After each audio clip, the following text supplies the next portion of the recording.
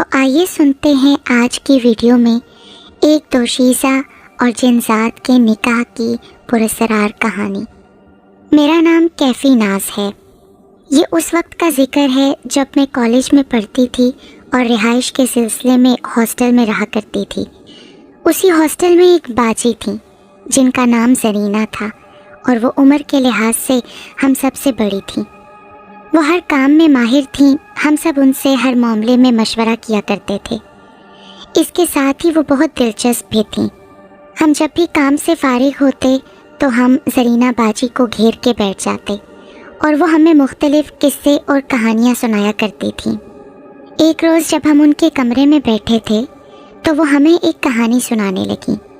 بتانے لگیں کہ ان کے جاننے والوں میں سے ایک رشتہ دار وشاکھاپٹنم، جو کہ انڈیا کا ایک معروف شہر ہے، وہاں رہا کرتے تھے۔ ان کے گھر میں کل 3 ہی افراد تھے، امی، ابو اور ان کی بیٹی۔ ان کی بیٹی، جس کا نام فضا تھا، نہایت ہی خوبصورت اور خوبصیرت تھی۔ اس کے گھٹنوں سے بھی بڑے بڑے بال اس کی خوبصورتی کو دوبالا کیا کرتے تھے۔ وہ بہت ہی پرکشش لڑکی تھی، جو کوئی اسے دیکھتا دیکھتا ہی رہ جاتا تھا۔ فضا ماں باپ کی اکلوتی بیٹی تھی اور اس کے ساتھ سلیقہ مند بھی۔ وہ اپنے پورے گھر کا کام اپنے ہاتھوں سے کیا کرتی تھی۔ ویسے تو وہ ہمیشہ جلدی کام ختم کر کے نہا لیا کرتی تھی، پر اس دن کام زیادہ ہونے کی وجہ سے اسے کافی دیر ہو گئی اور کام سے فارغ ہوتے اور نہاتے مغرب کا وقت ہو گیا۔ فضا نہا لینے کے بعد، چونکہ اس کے بہت لمبے بال تھے، گھر میں بجلی بھی نہیں تھی، تو بالوں کو خشک کرنے صحن میں آ گئی۔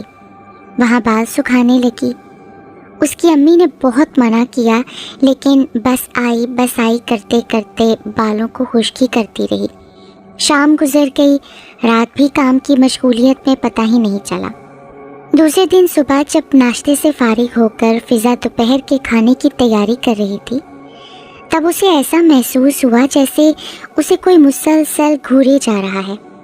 اس نے پلٹ کر دیکھا تو اسے لگا کہ ایک بلّا ہے، سیاہ رنگ کا، جس کی آنکھیں نیلے رنگ کی ہیں۔ وہ نہ جانے کب سے اسے کام کرتے دیکھ رہا ہے۔ فضا اسے اگنور کر کے دوبارہ اپنے کام میں مشغول ہو گئی۔ اس کے بال آگے کو آ رہے تھے، انہیں سمیٹتے ہوئے دوبارہ اس کی نظر بلے پر پڑی۔ اس کا دل دھک سے رہ گیا۔ نہ جانے کیوں، پر وہ بلّا تو جیسے وہاں جم کے رہ گیا تھا۔ فضا نے ایک بار پھر اسے نظر انداز کیا کہ عام سا ہی بلّا ہے، کیا پتہ کھانے کی خوشبو سونگھ کر آ گیا ہو۔ پھر کچن سے ڈائننگ ہال تک، ڈائننگ ہال سے کمرے تک، نہ جانے کب تک وہ بلّا کبھی کھڑکی سے تو کبھی دروازے کی اوٹ سے فضا کو اپنی نظروں کا شکار بناتا رہا۔ اسی طرح پورا دن گزر گیا۔ پھر تو اس دن سے یہ روزانہ کا معمول بن گیا۔ وہ بلّا روز متعینہ وقت پر آ کر ایک جگہ سے لگ کر ٹکٹکی باندھے فضا کو ہی دیکھتا رہتا۔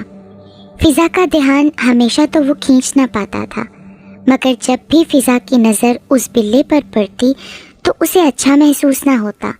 وہ اسے بھگانے کی غیر اہم سی کوشش بھی کرتی، لیکن اس کے باوجود بلّا ٹس سے مس نہ ہوتا تو پھر وہ بھی دھیان نہ دیتی اور اپنے کام میں لگ جاتی۔ ایک مرتبہ فضا کا موڈ کسی بات پر بہت خراب تھا اور اتفاق سے اسی دن اس کے والدین بھی گھر پر نہ تھے۔ وہ معمول کے مطابق کچن میں کھانا بنا رہی تھی کہ اچانک اس کی نظر ڈائننگ ٹیبل پر بیٹھے ہوئے بلّے پر پڑی، جو کہ اسے دیکھنے میں محو تھا۔ فضا نے اسے بھگانے کی کوشش کی۔ وہ نہ بھاگا تو فضا نے اپنے سامنے موجود چھری کو اٹھا کر اس کی طرف اسے بھگانے کے ارادے سے الٹا کر کے اچھال دیا۔ اس چھری کی نوک جا کے سیدھا بلّے کے شانے پر لگی۔ اس سے خون رسنے لگا، جس سے معلوم ہوتا تھا کہ شاید اسے گہرا زخم آیا ہے۔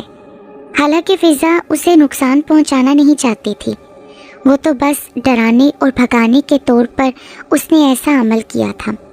فضا نے بلّے کو سامنے جا کر دیکھنا چاہا، لیکن وہ اٹھ کر تیزی سے باہر چلا گیا۔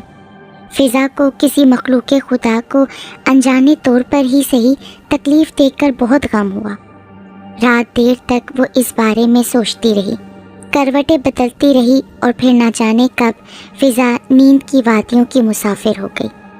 सुबह उसे बेसब्री से उस बिल्ली का इंतज़ार था कि अगर वो आ जाए तो वो कम से कम उसकी मरहम पट्टी कर दे कि वो भी अल्लाह की मखलूक है। लेकिन उस दिन वो बिल्ला ना आया, और फिर उस दिन क्या, वो बहुत दिनों तक ना आया। इस वाक़े को काफ़ी दिन गुजर गए। अब तो फ़िज़ा भी कुछ कुछ इस वाक़े को भूलने लगी थी। एक दिन शाम के वक्त मगरिब की नमाज के बाद जब फ़िज़ा अपने वालिदैन के साथ बैठकर चाय पी रही थी, तभी उनके दरवाजे पर दस्तक हुई। फ़िज़ा के बाबा जानी उठकर दरवाज़ा खोलने गए। किसी अनजान मेहमान की आमद पर फ़िज़ा की वालिदा ने फ़िज़ा को अंदर जाने को कहा। फ़िज़ा चाय की ट्रे संभालते किचन की तरफ जाने लगी। आने वाले मेहमान आम इंसानों से कुछ अलग ही नज़र आते थे, क्योंकि उनके कद बहुत लंबे थे। उनकी सुर्ख सफ़ेद रंगत और सुनहरे बाल थे। वो दोनों मियाँ बीवी थे। सलाम के बाद फ़िज़ा के अब्बू ने उन्हें सोफ़े पर बैठने को कहा। मेहमान बैठते ही बिला किसी तमहीद के कहने लगे, चलें फिर कल के निकाह की तैयारी कर लेते हैं। फ़िज़ा के अम्मी अब्बू तो चौंक पड़े कि ना तो उनके रिश्तेदारों में किसी की शादी है, ना ही मोहल्ले में किसी की, तो फिर कैसा निकाह, किसका निकाह? उसके बाबा जानी ने हैरान होते हुए मेहमानों से पूछा, आप शायद किसी गलत पते पर आ गए हैं, यहाँ तो किसी का निकाह नहीं है। अनजान मेहमान कहने लगे, जी हाँ, आप ही की बेटी का निकाह है, हमारे बेटे अब्दुल्ला से। फ़िज़ा के वालिदैन तो जैसे सकते में आ गए। उसके बाबा गुस्से से कहने लगे, जनाब कुछ होश तो है आपको, ये शरीफों का घर है, आपकी जुर्रत कैसी हुई ऐसी बेहुदा बात करने की? हम मेहमान की इज्जत करने वाले लोग हैं, हमें किसी गैर इखलाकी रवैये की तरफ ना उभारिए, आपके लिए यही बेहतर होगा। चाय पीकर तशरीफ़ ले जाइए, आप शायद किसी गलत पते पर आ गए हैं। मर्द मेहमान ने कहा, बिला किसी बहस और अपनी शनाख्त छुपाते हुए, आपकी इत्तला के लिए अर्ज़ है कि हम आपके कौम से ताल्लुक़ नहीं रखते, हम कौमे जन्नात से हैं और हमारा एक ही बेटा है अब्दुल्ला। बकौल उसके जो उसने हमें बताया है कि मामूल के मुताबिक जब हमारे कबीले के लोग बाद मगरिब अपने रास्ते से गुज़र रहे थे तो मेरे बेटे की नज़र आपकी बेटी पर पड़ी, जो अपनी सुरीली आवाज़ में कुछ गाती जा रही थी और साथ ही साथ अपने लंबे बालों को सुखाने में मसरूफ़ थी।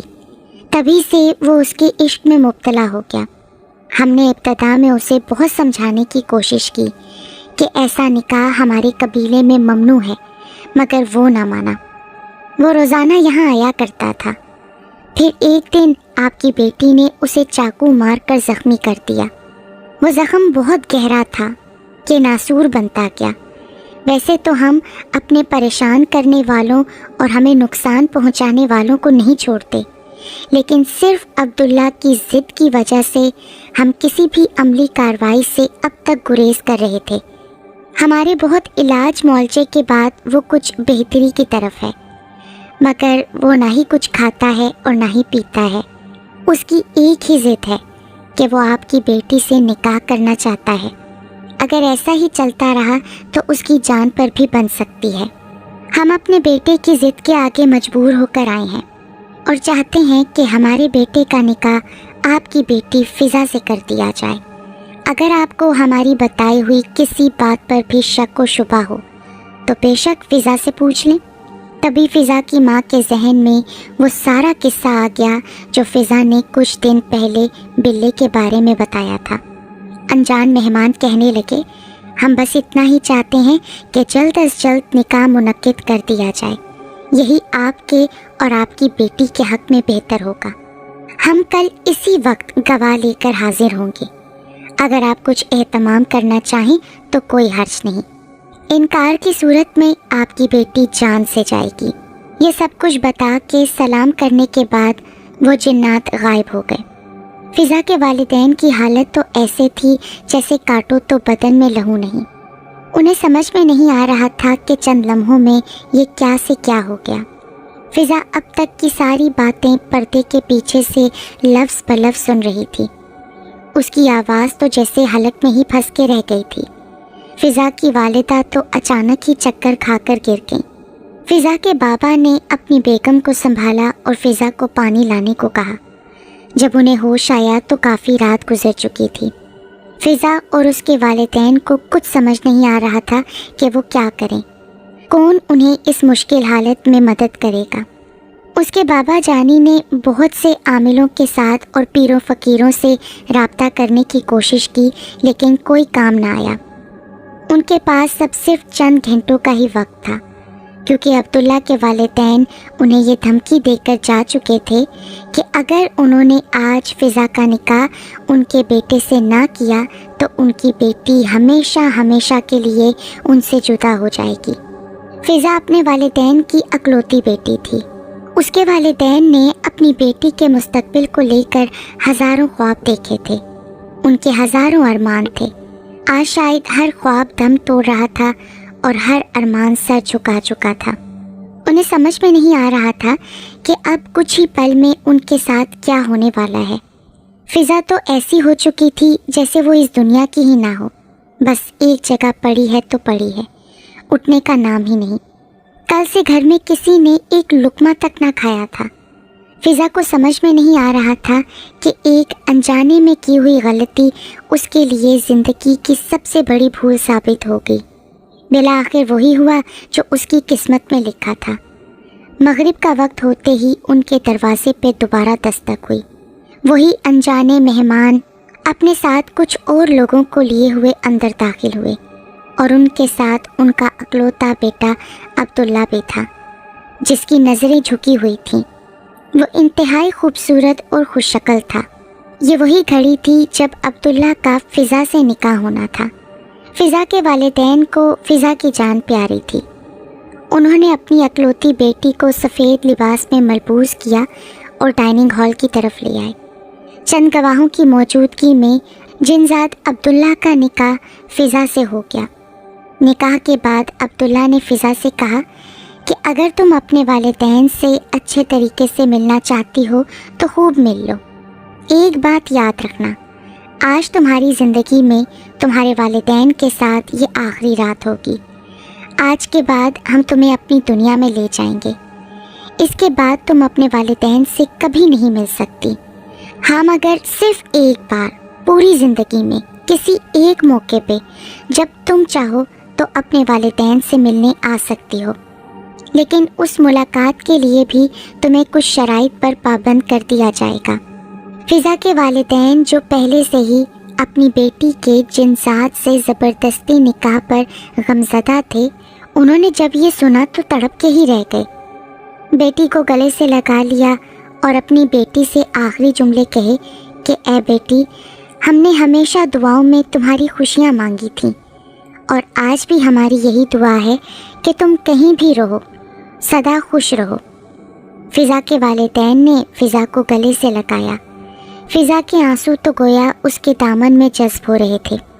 فضا نے اپنے والدین کو آخری سلام کیا، اور اس طرح جنزاد عبداللہ فضا کو لے کر اپنی دنیا کی طرف روانہ ہو گیا۔ اس واقعے کو کئی سال گزر گئے، فضا نہ آئی۔ فضا کے والدین اس کی یاد میں تڑپتے رہے۔ فضا کی جدائی کے غم میں اس کی ماں نڈھال ہوتی رہی، اور اسی طرح دار فانی سے رخصت ہو گئی۔ عبداللہ نے کہا تھا کہ تم اپنی زندگی میں صرف کسی ایک موقع پہ اپنے والدین سے ملنے آ سکتی ہو، تو فضا نے یہی کہا تھا کہ وہ اپنے والدین میں سے جس کسی کی بھی پہلے وفات ہوئی اس کے جنازے میں شرکت کرنا چاہے گی۔ یہی وجہ تھی کہ جب فضا کی والدہ کا انتقال ہوا تو عبداللہ نے اسے اس کی ماں کے گھر پہنچا دیا۔ سارے رشتہ دار ان کے گھر میں موجود تھے۔ فضا کے والد اور سبھی رشتہ دار جانتے تھے کہ فضا نہیں آئے گی، لیکن کیا دیکھتے ہیں کہ اچانک فضا ایک چھوٹے سے بچے کو لیے ہوئے گھر میں داخل ہو رہی ہے۔ ہر کسی کی نظر فضا پہ تھی۔ فضا کی گود میں جو بچہ تھا وہ نہایت ہی خوبصورت اور خوش شکل تھا۔ فضا گھر میں داخل ہوتے ہی اپنی ماں کے جنازے سے لپٹ گئی اور کافی دیر تک روتی رہی۔ اس کے رشتہ دار بھی اسے غمزدہ نظروں سے دیکھتے رہے اور اس کے حالات پر افسوس کا اظہار کرتے رہے۔ ہر کسی نے فضا سے بات کرنا چاہی، لیکن فضا نے اپنا منہ نہ کھولا۔ ایسا محسوس ہوتا تھا جیسے فضا ان سے بہت کچھ کہنا چاہتی ہو، لیکن وہ کچھ کہہ نہیں پا رہی تھی، اور اس کے آنسو تھے کہ رکنے کا نام ہی نہیں لے رہے تھے۔ اس کی گود میں کھیلتا ہوا بچہ مسلسل اپنی ماں کو دیکھ رہا تھا۔ ہر کسی کی نظر اس بچے پر تھی۔ آخر کار کیا وجہ تھی کہ فضا کچھ بول نہیں رہی تھی؟ فضا نے کیوں کچھ بھی نہیں کہا؟ ہر کسی کے ذہن میں یہی سوال تھا۔ آخر تدفین کے بعد اس کے بابا جانی اس کے پاس آئے۔ اتنی مدتوں بعد اپنی بچی کو دیکھ کر دل خون کے آنسو رونے لگا۔ انہوں نے اپنی بیٹی سے بڑی پیار محبت سے سر پر ہاتھ رکھتے ہوئے شفقت سے صرف اتنا ہی پوچھا کہ فضا تم ٹھیک تو ہو، خوش تو ہو نا؟ شاید اسی جملے کا جواب ہی فضا کی زندگی کی سب سے بڑی غلطی تھی۔ اس نے اپنے بابا کے سینے سے لگ کر یہ کہہ دیا کہ ہاں میں خوش ہوں۔ یہ اس کا آخری جملہ تھا کہ چند لمحوں میں اس نے دیکھا کہ اس کا بیٹا جو کچھ دیر پہلے اس کے پاس کھیل رہا تھا اب وہ غائب ہو چکا تھا۔ فضا پاگلوں کی طرح اسے پورے گھر میں ڈھونڈنے لگی۔ ہر طرف شور شرابہ مچ گیا کہ وہ خوبصورت بچہ جو فضا کی گود میں تھا، جو یقیناً اس کا بیٹا تھا، وہ کہاں ہے؟ ہر کوئی اسے ڈھونڈنے لگا، لیکن فضا کو یہ بات سمجھ میں آ چکی تھی کہ اس سے بہت بڑی غلطی ہو گئی ہے، جو اسے بھول کر بھی نہیں کرنی چاہیے تھی، لیکن اس نے جذبات میں آ کر وہ غلطی کر دی۔ اس نے اپنے بابا کے پوچھنے پر انہیں تفصیل بتا دی کہ وہ عبداللہ کے ساتھ بہت خوش ہے، وہ سچ میں اس سے بہت پیار کرتا ہے، اور اسی پیار کا یہ پیارا سا تحفہ بیٹے کی صورت میں ہے۔ جنزاد عبداللہ نے فضا کو اس کی والدہ کے جنازے میں جانے سے پہلے ایک تاکید کی تھی کہ یہ بات ہمیشہ یاد رکھنا کہ جتنی دیر بھی تم وہاں رہو گی اپنے منہ سے ایک لفظ بھی ادا نہیں کرو گی، اور اگر تم نے غلطی سے بھی ایک لفظ اپنی زبان سے ادا کر دیا تو یہ تمہارے لیے بھیانک انجام ثابت ہوگا۔ یہ بات تو سچ تھی کہ عبداللہ فضا سے بہت محبت کرتا تھا، لیکن اس کی کیا وجہ تھی کہ اس نے کسی سے بھی بات کرنے کے لیے فضا کو منع کر دیا تھا؟ شاید قوم جنات اپنی دنیا کی باتیں کسی کو بتانا پسند نہیں کرتے، یا پھر یہ ان کے قبیلے کی روایت۔ جو بھی تھا، فضا اس بات کی پابند تھی۔ اس نے اپنے جنزاد شوہر کی حکم عدولی کی، اور پھر وہی ہوا جو اس کے ساتھ ہونا تھا۔ اسے اس غلطی کا بھیانک انجام بھگتنا پڑا۔ اس کا جنزاد شوہر عبداللہ ہمیشہ ہمیشہ کے لیے اسے چھوڑ کر اور اپنے بیٹے اسد کو ساتھ لے جا چکا تھا۔ فضا اور اس کے والد بہت انتظار کرتے رہے کہ شاید وہ واپس آئے گا، لیکن وہ نہ آیا۔ اس دن کے بعد سے فضا کی حالت بگڑنے لگی اور وہ نفسیاتی مریضہ بن گئی۔ آج بھی اسے دورے پڑتے ہیں، شاید اپنے بیٹے کی جدائی کے غم میں، یا پھر اپنے جنزاد شوہر عبداللہ کی بتائی ہوئی بات نہ ماننے کی وجہ سے۔ اب تو اس کے والد بھی اس دنیا سے جا چکے ہیں، اور فضا آج بھی کسی ویلفیئر ٹرسٹ اولڈ ہوم میں رہتی ہے۔